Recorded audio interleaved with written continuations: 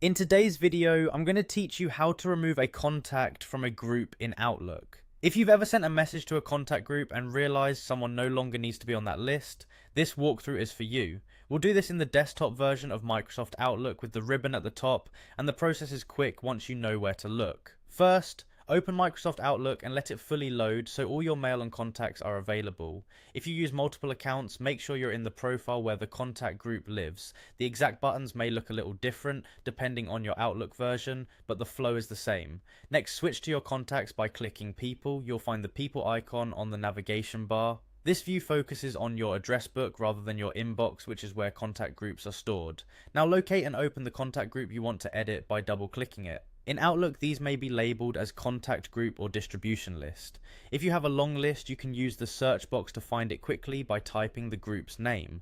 Double-clicking opens the group in its own window so you can make changes. Inside the group window, look at the member list and click the contact you want to remove. Take a moment to confirm you've selected the correct person. If you see similar names, hover over the entry to verify the email address before proceeding. You can also select multiple contacts if you need to remove more than one at the same time. With the correct contact highlighted, click Remove Member in the ribbon. This button appears on the Contact Group tab at the top. After you click it, the selected name disappears from the member list. This action removes the person from the group only. It does not delete them from your overall contacts, so you can still email them individually later.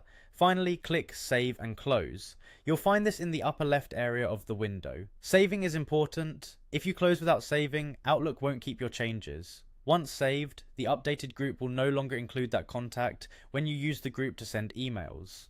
A quick recap: open Outlook, go to People, open the group, select the member, click Remove Member, then Save and Close. If you don't see the Remove option, you might be viewing a type of group managed by your organization, in which case you may need admin permissions to change membership. That's it, you've successfully removed a contact from a group in Outlook.